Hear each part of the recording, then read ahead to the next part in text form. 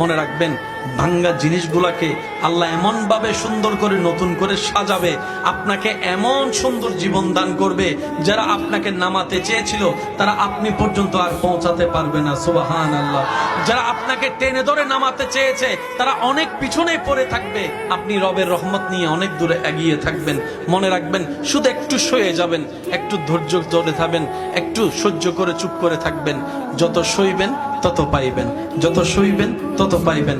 কোনো আফসোস নাই, কোনো আপত্তি নাই, কোনো হা হতাশ নাই। রবকে শুধু এতটুকু বলবেন, যখনই মন খারাপ হবে সিজদায় মাথাটা ঝুঁকিয়ে, ইয়া রব, আমি যা পেয়েছি কোনো কিছু পাওয়ার যোগ্যতা আমার কাছেই নেই, সব তুমি দয়া করে দান করেছো, সব তুমি দয়া করে দান করেছো।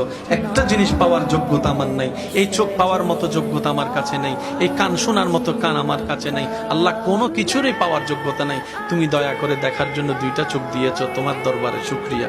সুবহানাল্লাহ।